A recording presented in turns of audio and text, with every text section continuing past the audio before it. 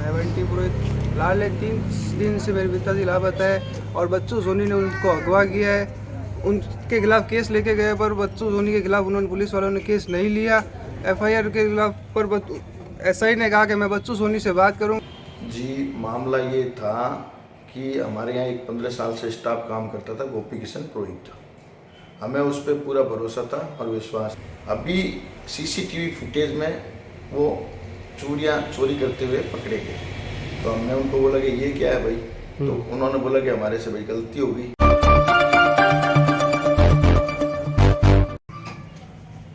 पापा का क्या नाम है आपके? गोपी किशन पुरोहित। अच्छा, कहाँ काम करते थे? बच्चू सोनी तेलीगढ़ श्री किशन सोनी में यह काम करते हैं। कब से काम करते थे? लाडले 17 वर्ष से वहीं काम कर रहे थे वो। पहले भी कभी आरोप लगा उन पे चोरी वोरी का? नहीं, कभी नहीं लगा। फर्स्ट टाइम है उन पर। अच्छा, 22 नवंबर को क्या हुआ था? 22 नवंबर को मुझे पता नहीं, 27 नवंबर को मुझे फ़ोन करके बोला या श्रीनारायण हर्ष ने कि तुम्हारे पापा की तबीयत खराब है, तुम दुकान हो उनको दिखाने के लिए। मैं दुकान के अंदर घुसा तो मेरे सारे कपड़े खोल दिए, पापा के पहले से खुले हुए थे। उससे बाद से मेरे को मारने लगे। पूछा तब उन्होंने कहा कि तेरे पापा ने चोरी की इसलिए सज़ा तुम्हें भी मिलेगी। और मैंने कहा आगे पुलिस में बात करो कि पुलिस नहीं, हम ही यहाँ फैसला कर लेंगे। किसने कहा ये जो आपके झूमर सोनी, बच्चू सोनी। और मेरे को मारने के बाद मेरे दोनों भाई और को बुला लिया, छोटा भाई मेरे बड़े भाई उनको भी बुला लिया। उनके भी सारे कपड़े खोलकर उनको भी बहुत मारा।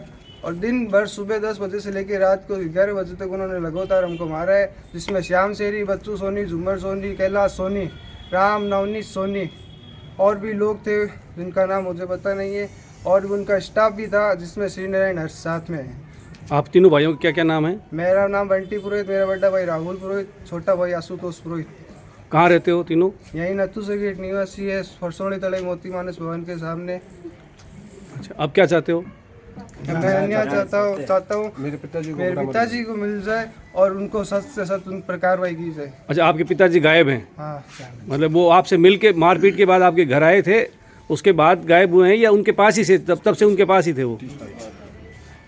30 तारीख से गायब है वो। 30 तारीख से गायब है। यहाँ आने के बाद वो 2 बार यहाँ जहर खाने की कोशिश की पर यहाँ उनसे पार नहीं पड़ा। 2 बार यहाँ सुसाइड करने की कोशिश की पर हमने रोक लिया। अच्छा। उसके बाद रात को वो घर से निकल गए, उनका अभी तक कोई पता नहीं है। आपके साथ मारपीट 27 तारीख को हुई मेरे थी? पास साथ मेरे और मेरे पापा के साथ 27 तारीख को मारपीट हुई है। उसके बाद रात को कब आए घर पे आप? उस दिन रात को हम 12-12 बजे घर आए। मेरे 27 की सुबह आपकी मारपीट हुई, 27 को रात को आप घर आ 27 को गए। रात को घर आए। ठीक है, फिर 28 को पापा आपके पास थे? 28 को हमारे पास थे। 29 को आपके पास थे?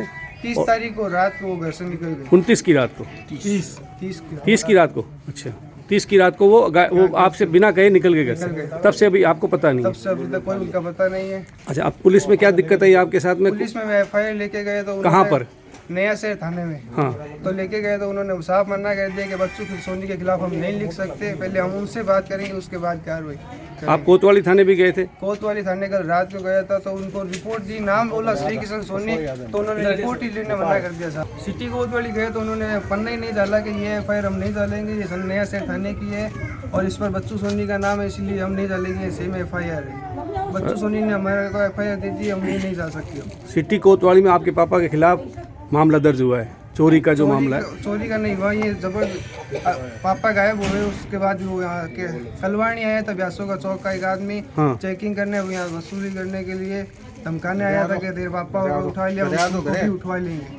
अच्छा, इसमें एफआईआर पहले आपने करवाई थी या उन्होंने करवाई? पहले हमने करवाई थी। आपने कितने बजे करवाई? हम कल ये परसों सुबह गए थे तो एफआईआर हुई हमारी परसों रात 11 बजे। हम सुबह गए थे 10 बजे। हाँ। और एफआईआर दर्ज हुई हमारी रात 11 बजे। अच्छा। जब तक बच्चू सोनी वहाँ नहीं आया तब तक एफआईआर नहीं लिखी गई हमारी, कोई भी उनका पता नहीं है। और हम लोग को सुबह 10 बजे से लेकर रात को 11 बजे तक वहाँ बेल्ट से, लोहे के सरिये से, लकड़ी से, कुर्सी से, आए चीज़ से मारा है। तेजाब की बोतलों से हमसे डराया है, तेजाब की बोतल हमारे माथे पर रखकर वो पापा से औंधा सुना सामान लिखवाया है, क्या तुम नहीं लिखोगे तो तुम्हारे बेटों को मार दूंगा। इस मजबूरन में आकर मेरे पापा ने सामान लिख दिया और लास्ट में आकर मेरे मामा को बुलाकर उनके ज़मीन के पट्टे और मेरे मामा के लड़कों के 83 चेक भी जमा कर लिए। आशुतोष के साथ क्या हुआ ये बताओ? आशुतोष के साथ उन्होंने बहुत ही गंदा व्यवहार किया है, उसके सारे कपड़े खोलकर। रो मत बोल, बहुत ही उम्दा व्यवहार किया उन्होंने। बोल दे डरे क्या है? बोल दे, खुल के बोल। अरे तो अबे डरना, अबे डर मत, अबे सब साथ खड़ा है तारे। और एसी बीने कहे कि तू भी एफआईआर लिख फिर यार भी लिखा एक मिनट यार कोने लिखी बीने बुला रहा कहीं कि तू भी लिखा यार खिलाफ और एसी चलाकर दिन भर मारे और बच्चू सोनी ने धमका बहुत कुछ लिखवा के रखा है पापा से। वो पन्ने सारे भी उसके पास है अभी तक और लिखावटी के भी वो पन्ने उसके पास है। और एफआईआर में पुलिस ने अब तक कोई साथ नहीं दिया हमारा। अभी आपकी प्राथमिक मांग ये है कि पापा कहीं पर भी हो, पापा कहीं पुलिस पर से भी उसका हो, वो पता चाहिए, फर्स्ट प्रायोरिटी वही है। सबसे पहले मुझे मेरे पापा चाहिए और कुछ नहीं। और उसके बाद आगे सख्त से सख्त कदम उठाया जाए। बच्चू सोनी, झूमर सोनी, कैलाश सोनी, श्याम शेरी, राम सोनी, नवनी सोनी, इन पर सख्त से सख्त कदम उठाया जाए। श्री नारायण हरस। ठीक ठीक। राजेंद्र कुमार चार्ज मेरा नाम है। मैं बीकानेर से थोड़ा बाहर गया हुआ था तो मैं यहाँ पे आया तो मेरा लड़का बोला कि पापा मैं क्यों कि बुआ रो रही है। मैं क्यों रो रही है, क्या मत करने जाओ। मैं क्यों कि आप और रोएंगे। तो मैं ऐसी क्या बात हो गई तो हम समाधान करेंगे। उनको बोला कि बेटा चाय पी, सासू को बोला चाय पियोगे, हम नहीं पियेंगे, वो नहीं आएंगे। तो फ़ोन नहीं उठा रहा है, फ़ोन कट रहा है। तो फिर उनको थोड़ी सी चाय पिलाई और उनको बोला कि आप देखोगे चाय पियो, मैं इनका इंक्वायरी करेंगे अभी। तो उनकी दुकान के आगे भेजा तो दुकान सेंटर बंद था और इसकी दुकान के आगे मेरी दोनों गाड़ियाँ खड़ी थी। आदमी को खड़काया, बोला तो कि मीटिंग चल रही है अभी। तो फिर मैंने 1-1.5 घंटा बाद फिर मिला आदमी को कि भाई क्या हुआ परोज जी, कहाँ है भाई बताओ, मेरे फ़ोन में बात करा दो। तो कि भाई 5-4 कार में भेजे हुए हैं, मेरे को काम है कोई, अभी कार में गए हुए हैं। फिर 1-2 घंटा बाद मिले कि भाई कोई फ़ोन में बात तो करा दो कि हमने आधी घंटा बात करा देंगे। और 20 मिनट बाद मेरे को फ़ोन आया कि आप यहाँ पे आ जाओ। बाप बेटा अंदर बैठा और गेट ढक लिया और मेरे से भी बेतमीज़ी करनी शुरू कर ली। पट्टा खोस लिया, चेक खोस लिया। पट्टा साथ लेके गया था क्या? हाँ। अच्छा मंगवाए थे बाद में उन्होंने फ़ोन करके। अच्छा। फ़ोन करके मेरे छोटा लड़का से मंगवाया। आप क्या लगते हैं गोपी किशन जी के? साड़ा है। आप साले हैं या वो साले हैं? हम साड़े हैं। अच्छा आप साले हो, ठीक है। हाँ बोल भाई, क्या नाम क्या था? आशुतोष पुरोहित, हाँ पापा का नाम? गोपी किशन पुरोहित। क्या बात हुई बता। हमारे को 27 तारीख को काम पर बुलाकर मारा गया है। रो ना मत सो, घबराहट है। क्या हुआ, क्या था? आप थोड़ा आप बताएं इसके साथ क्या हुआ है। इसके साथ 27 तारीख को बड़ी अमानवीय तरीके से बच्चू सोनी ने बहुत ही गलत तरीके से लैंगिक हरासमेंट कहते हैं उसको किया है। ये बच्चा बताने की स्थिति में नहीं है कि उसके साथ क्या हुआ है, फिर भी पुलिस प्रशासन उन्हीं का सहयोग कर रहा है। मुझे इस बात का बड़ा रोष है कि पुष्करना समाज इतना बड़ा होने के बावजूद भी आज हमारी कोई सुनवाई नहीं हो रही है।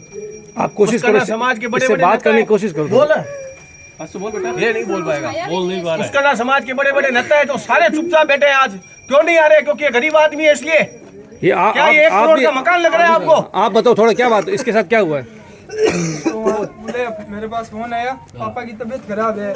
मैं दुकान गया तो पापा नंगे खड़े थे, वहाँ मार रहा था बच्चू सोनी उनको। रो मत। हम सबको भी नंगा करके वहाँ मारा था, फुल बेल्ट से और लकड़ी से मार रहे थे। पापा को मारा है छल्लों से, चाबी के छल्लों से मार रहे थे। तिजोरी चाबी इतनी बड़ी होती है। तेजाब की बोतल थी, वो हमारे सिर पे रख के ऐसे बोल रहे थे, वो लिखो वरना हम तेजाब फेंक देंगे आपके ऊपर। इसके साथ क्या किया था? बोल नहीं पाएंगे। इसको नंगा किया हुआ था पूरा। हाँ हाँ बोल दे, मुंह बोल नहीं डरने करे। देख खेलना है बेटा। इसको पूरा नंगा किया हुआ था और इसको कह रहा था मुंह में लो, वरना पापा को बोल रहे जल्दी करो वरना इसको तेजाब फेंक रहे इसके ऊपर भी। मेरा नाम नितिन रंगा है। हाँ और ये मेरा भतीजा है, मेरे मासी जी का पोता है। हाँ। इसके साथ बड़ी अमानवीय तरीके से हरकत हुई है। हाँ। ये वास्तव में बड़ी निंदनीय हरकत है और इस सोनी को बड़ी से बड़ी कड़ी से कड़ी सजा मिलनी चाहिए। मैं पुष्करना समाज के समस्त नेताओं से आवेदन करता हूँ कि यहाँ पे तुरंत प्रभाव से उपस्थित हो, पुलिस का घेराव करे, थाने का घेराव करे, ताकि कम से कम थाने में इनकी सुनवाई हो। बच्चू सोनी ने अपने पैसों के बल पे सारे थानों को खरीद रखा है। नवनीत सोनी, यहाँ पे हमारे वेदपाल जी शोराने साहब, उन्होंने किसी प्रकार की कोई कार्रवाई नहीं की है। केवल मेडिकल के नाम पे पीबीएम हॉस्पिटल और सैटेलाइट हॉस्पिटल में चक्कर निकलवाए हैं इनको। बेबी पुरोहित। हैं? बेबी पुरोहित। बेबी पुरोहित क्या लगते हो आप? वो मेरी छोटी बहन है मेरे से। आपकी बहन के पति गायब हैं? हाँ पति गायब है। हाँ अब बताओ क्या और मेरे मामला? पति के सामने मेरी बहन को ना बुलाया था और बोला कि इनके आप अपनी वाइफ को बोला मैं सबके साथ में इसको सोऊंगा मैं। वो सोनी ने बोला था, अब मेरे को नाम तो पता नहीं है उनका, वो क्या था वो इसने बोला था। और मेरी बहन घबराई हुई, जब वापस मेरे भैया गए, भैया मेरे बहन को छोड़ा के लेके आए। क्या बोला था उसने? उसने बोला कि तेरी वाइफ को यहाँ बुला, मैं सबके साथ में तेरी वाइफ को मैं क्या करता हूँ। अच्छा। मैं आप समझो, मैं हाँ। सबके साथ में ऐसे क्या बोल सकती हूँ। हाँ। तो और कब बच्चों को एक कब की बात है ये? उस दिन की 27 नवंबर की है अच्छा। बात। 27 नवंबर की बात है ये। अच्छा। फिर मेरे भैया गए, भैया को बुलाए कि आप यहाँ हो, पट्टा लेके गए भैया, घर गिरवी रख के भैया बच्चों को छुड़ा के ले रहे, मेरी बहन को और बच्चों को, सबको। अब आपके जीजा जी कहाँ हैं? मेरे जीजा जी लापता है उस दिन से भी। अच्छा, उस दिन से लापता है। अब उस दिन से लापता है। तो आप क्या मांग कर रहे हैं? कंडीशन ऐसे कुछ भी नहीं बोल सकते बच्चे। पुलिस से क्या मांग कर रहे हो आप? सरकार से, पुलिस से? सरकार से पुलिस से ये कहना है कि मेरे एक तुम जीजा जी को दो और बच्चों को, उनको सब कड़ी सजा दो और बच्चों को सहयोग करो। ठीक है, थैंक यू। हाँ, क्या नाम है आपका? बिमला। हाँ बोलो विमला जी, आपने FIR करी है नया शहर थाने में, क्या मामला है? 2 दिन से मेरे बच्चे गायब हैं। 3 दिन हो गए मेरे बच्चे गायब हो गए हैं। बच्चों सोने के इंजाम के लिए मेरे पति गायब हुए हैं। इन्होंने उठाया है या क्या किया है ये मेरे को पता नहीं है। और हमारे साथ मेरे बच्चों के साथ ये मारपीट करी है। पुलिस में जाके आए थे, वो रिपोर्ट नहीं लिख रहे थे। अच्छा, कौन से थाने में? नए से थाने में। अच्छा, आप वहाँ गए थे तो उन्होंने रिपोर्ट नहीं लिखी? हाँ। सुबह गई थी तब बोला कि सीए साहब नहीं है, तब हम वापस 4 बजे गए, वहाँ पे सीए साहब नहीं थे। फिर हम वहाँ पे बैठी रहे, रात भर 11 बजे तक बैठी रही। तब उनके सेठ आए मेरे मामा जी के मेरे, तो वो आके वहाँ पे आए। तब उन्होंने हमारा जो होता है ना कंप्लेन ली हमारी, तब उनका बयान लिया। कल हमें 9 बजे बुलाया गया था। ये चारों गए थे, मामी जी, मेरे मामा जी के 3 लड़के चारों गए थे, साथ में गई थी, मेरी पूरा परिवार गया था। ये गए वहाँ पे, बयान बहुत लेट हुआ उनका कि आ रहे तीनों भूखे थे, उनको बुखार आ रहा था, दूध रहे थे 3 लड़के। और ये मामी जी को पानी पी रहे तो भी निकल रहा है उनका पानी भी, ये भी दूध रहे थे। मैंने बोला हिम्मत रखो, हमें बोलना पड़ेगा। ये बोल नहीं रहे थे, हमको भी नहीं बताया था उनके साथ क्या हुआ, पर वे बहुत घबराए हुए थे, चारों घबराए हुए थे। मामा भी बहुत घबरा के निकला घर से, पता नहीं वो क्या करेंगे क्या नहीं। बस मामा जी को जल्द से जल्द हमारे पास लेके आ जाए। हमारी मामा जी जैसी हमारे यहाँ पे नानी हमारे के लिए, और यहाँ पे कोई नहीं, मेरी मम्मी भी नहीं, उनकी बहन भी नहीं है, उनकी भाई भी नहीं है, तीनों की डेथ हो चुकी है। नानी जी के लिए, नानी जी को देखती हूँ, मामा जी को जल्दी से जल्दी यहाँ पे लेके आ जाइए। बस हमारी यही रिक्वेस्ट है आपको, और कुछ भी नहीं चाहिए। बस यही प्रार्थना है, पुलिस से भी यही प्रार्थना है। और ना हमारे जो भी बड़े बड़े मंत्री हो, उनके जो दुकानदार को भी पता हो कि वो मामा जी हमारे पास वहाँ पे है, तो वो जल्द से जल्द लौटाए, क्योंकि बच्चों की हालत, नानी जी की हालत बहुत खराब है। हम यहाँ पे रह रहे हैं, अभी हम भी कुछ खाना पीना नहीं कर पा रहे, क्योंकि इनकी हालत देखिए, हमारे नहीं खाना पीना हो रहा है, इनकी बहुत हालत खराब है। धन्यवाद। बच्चा नहीं गया, मेरे हस्बैंड का नाम आचार्य है, और हम लोग बाहर भैरव जी के दर्शन करने के लिए गए आए। तब हमारे जेठ जी ने बताया कि आज बुआ जी की एकदम सुस्त है और मेरे तीनों भाई और फूफा जी घर पे नहीं है। तो उनके दुकान जाके पता किया, पापा जी ने बोला दुकान जाके पता करो, तो सेंटर बंद और गाड़ियाँ खड़ी थी। वहाँ पे मेरी भी गाड़ी मौजूद थी, मेरा छोटा देवर लेके गया था। वहाँ पे जाके पता किया तो सेंटर बंद है। तो पास वाली दुकान से पूछा, राजू सोनी की दुकान से पूछा कि भाई इनके नंबर दो। तो बात की तो बोला कि काल में मीटिंग करने गए, थोड़ी देर बाद बात करवाएंगे। तो बोला कि एक बार बात करवा दो, माँ उनकी बीमार है और वाइफ की तबीयत भी खराब हो रही है, एक बार बात करा। तो बोल रहे हैं कि अंदर मीटिंग चल रही है। कुछ देर बाद में मेरे जेठ जी के पास फ़ोन आता है कि आपको और आपके पापा जी को बुला रहे हैं। तो वहाँ पे जाते हैं तो उनको बोलते हैं कि आपने नंदोई से पूछो, इन्होंने मेरी इतनी चोरी कर ली है। तो उनको कपड़े, जाने के बाद कपड़े पहनाए, वापस उनको मारने लगे। तो मेरे ससुर जी ने बोला कि आपने बात करने के बोला तो पहले बात करो, हाथ मत दो। उनके सामने भी मारपीट करने लगे। फिर उनको बोला कि अब आपके पास जो उपाय है तो करो, हम नहीं उनको नहीं छोड़ने वाले। तो मेरे ससुर जी के पास और तो हमारे पास तो पैसा है नहीं। तो उन्होंने हमारे घर के पट्टा अपने मेरे हस्बैंड को फ़ोन करके बोला कि अपने घर के पट्टे लेके आओ। वो वहाँ पे गए तो सबके फ़ोन छीन लेके, वो किसी को मैसेज नहीं कर पाए, और जिसको भी बुलाया अंदर बुलाया, फ़ोन छीन लिया और गेट बंद कर लिया और उनको मारपीट करने लग गए। तो पट्टा लेके गए। फिर बोले कि ना दोनों भाई, मेरे जेठ जी और मेरे हस्बैंड को बोला कि तुम्हें 23 चेक देने पड़ेंगे, 33,000 के, 11 लाख एक महीने में दो, आप तो आपको पट्टा देंगे, उसके बाद आपको 50 लाख रुपये फिर भरने पड़ेंगे। और ऐसे करके 12 बजे उन्हें छोड़ा। क्या नाम बताया आपने? श्वेता आचार्य मेरा। अच्छा जी, मामला ये था कि हमारे यहाँ एक 15 साल से स्टाफ काम करता था, गोपी किशन पुरोहित।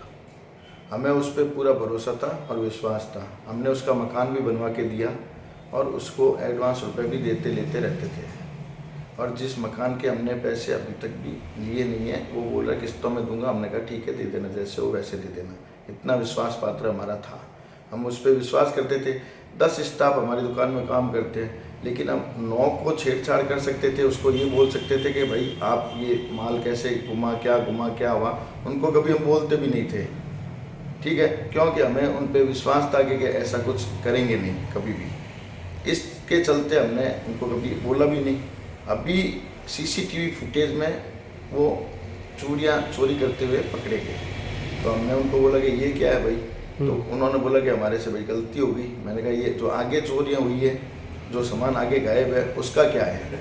तो बोले वो भी मैंने ही चोरी किया है। मैंने कहा आप अभी आराम से तसल्ली से सोच के बता दो कि आपने चोरी किया है या नहीं किया है। यहाँ मेरी दुकान में कोई दूसरा स्टाफ चोर है या मैं खुद चोर हूँ, क्या है क्या नहीं है, मेरे को ये जानना है।